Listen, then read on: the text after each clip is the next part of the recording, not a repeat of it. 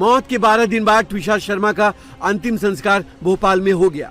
ट्विशा तो चली गई, लेकिन न्याय की दहलीज पर खड़ी एक बेटी को इंसाफ दिलाने के लिए आज देश की सबसे बड़ी अदालत में सुनवाई होने वाली है।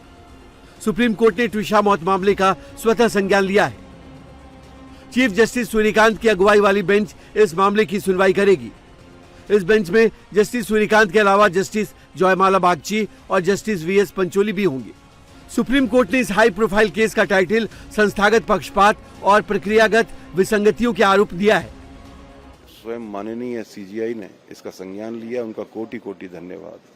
और उनके जो टाइटल केस का दिया है उससे भी ये मतलब चौंकाने वाला है। और संस्थागत पक्षपात कहा है और जांच में इरेगुलेटरी। जी, ये एक बहुत बड़ा नजीर बन के आएगा और लोगों को न्याय पर भरोसा मिलेगा। दो चीजों पर सुप्रीम कोर्ट ने स्वतः संज्ञान लिया है। एक इंस्टीट्यूशनल बायसनेस, जो भी इंस्टीट्यूशंस इस पूरे केस में शामिल थे, और प्रोसीजरल लैप्सेस, जो कमियां रह गई हैं प्रोसेस में, जिसको फॉलो करना मैंडेटरी था और नहीं करा है, इन सभी जिम्मेदार लोगों के खिलाफ अब हमें उम्मीद है कि कार्रवाई होगी। ट्विशा मौत मामले में सुप्रीम कोर्ट के सामने कई अनसुलझे सवाल हैं, जिनके जवाब उसे हासिल करने हैं। कोर्ट ये जानना चाहेगा कि 12 मई की शाम 6 बजे से 8 बजे तक ट्विशा के साथ क्या क्या हुआ था। ट्विशा ने अपनी जिंदगी के आखिरी घंटों में किस किस से बात की। अगर ट्विशा का मर्डर हुआ तो इसकी वजह घरेलू कलह थी या कुछ और। अगर मर्डर हुआ है तो मोटिव और हत्यारा कौन है। ट्विशा की हत्या हुई तो इसमें गिरिबाला सिंह और समर्थ का क्या रोल है। क्या ट्विशा को उसके पति समर्थ ने ही फांसी की फंदे से लटकाया। क्या समर्थ ने ही सबूत मिटाने के लिए ट्विशा के मैसेज डिलीट किए। 12 मई की रात करीब 8 बजे ट्विशा शर्मा की बॉडी उसकी ससुराल की छत पर मिली थी, जिसके बाद से पिछले 13 दिनों में ट्विशा शर्मा के पति और उसकी सास गिरिबाला सिंह पर अपने रसूख का इस्तेमाल कर मामले को दबाने की कोशिश का आरोप लग रहा है। रविवार को ट्विशा का दोबारा पोस्टमार्टम करीब 4 घंटे तक चला। ट्विशा के पोस्टमार्टम की पूरी प्रक्रिया की बाकायदा वीडियोग्राफी कराई गई है, क्योंकि पहले पोस्टमार्टम में ट्विशा के परिजनों ने कई स्तरों पर लापरवाही और धांधली का आरोप लगाया था। ट्विशा की जब अर्थी सजी तो उनकी मां अपने आंसुओं को रोक नहीं पाई। मेरे पीछे चल रहा ये शव उस 31 साल की मासूम ट्विशा का है, जो असमय ही काल के गाल में समा गई। और इस शव को उसकी अंतिम यात्रा में जो अंतिम मुखाग्नि है वो भाई हर्षित ने दी है। तकरीबन 12 दिनों तक ये शव एम्स की मोर्चरी में रखा रहा सेकेंड पोस्टमार्टम के इंतजार के लिए, जिसके लिए इनके परिजनों ने बेहद मेहनत की ताकि उनकी बच्ची को न्याय मिल सके। ट्विशा के पोस्टमार्टम के बाद एम्स के डॉक्टरों की टीम भोपाल पुलिस के साथ गिरिबाला सिंह के घर भी गई थी। एम्स की टीम ने उस जगह को भी देखा जहां ट्विशा की डेड बॉडी लटकी हुई पाई गई थी। ट्विशा के पति समर्थ सिंह 7 दिनों के लिए पुलिस कस्टडी में है। आज समर्थ की रिमांड का 3रा दिन है। उससे एसआईटी लगातार पूछताछ कर रही है, लेकिन समर्थ एसआईटी के पूछे सवालों का सही ढंग से जवाब नहीं दे रहा है। 12 मई को शाम 6 बजे से 8 बजे के बीच क्या हुआ था, एसआईटी के सामने समर्थ ने पूरी टाइमलाइन बताई है। समर्थ के मुताबिक 12 मई की शाम करीब 6 बजे ट्विशा शर्मा पार्लर से घर वापस लौटी। 6:30 बजे से 7:30 बजे तक ट्विशा और समर्थ ने घर के सामने मौजूद पार्क में वॉक भी किया। वॉक के बाद दोनों घर लौटे और साथ में खाना खाया। समर्थ के मुताबिक रात करीब 8:30 बजे कमरे में जाकर वो टीवी देखने लगा।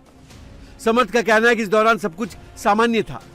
रात करीब 9 बजे के आसपास ट्विशा नीचे वाले कमरे में चली गई। समर्थ का दावा है कि उस समय ट्विशा अपने माता पिता से फोन पर बात कर रही थी। समर्थ ने एसआईटी को यह भी बताया कि वो थकान की वजह से कमरे में ही सो गया।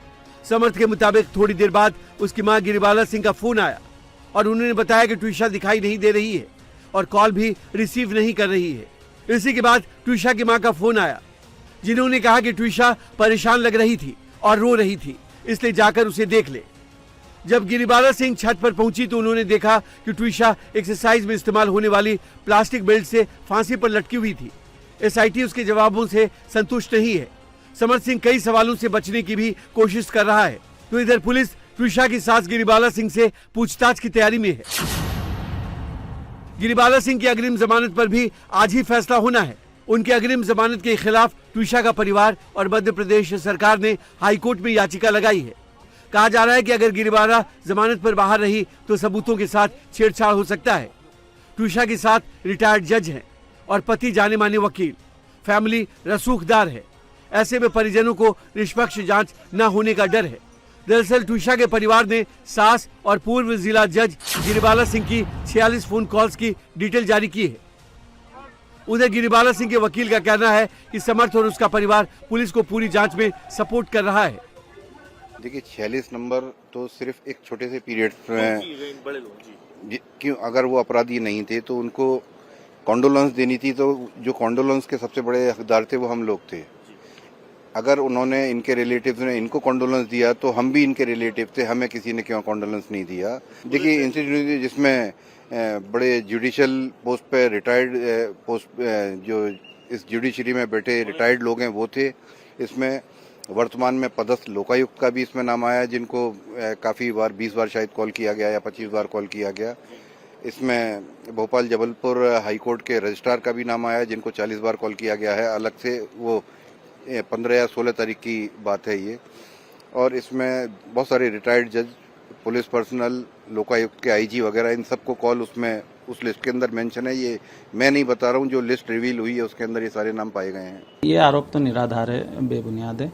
कोई भी होगा, एक आम आदमी भी है तो वो ऐसा कोई कृत्य नहीं करेगा कि दहेज नहीं मिले तो वो अपने पूरा परिवार को आज उनकी जो समस्या है, जो चीज़ें उनके करियर की है, समर्थ की हो, मैडम की हो, ऐसी बेवकूफ़ी हरकत तो कोई नहीं करेगा। एंड जहाँ तक मैडम का है कि मैडम ने इन्फ्लुएंस किया है या वो कर रही है, देखिए आप भोपाल में किसी से भी पूछेंगे, जहाँ वो जब पोस्टेड थी एज ए डीजे एंड वहीं समर्थ भी प्रैक्टिस कर रहा था।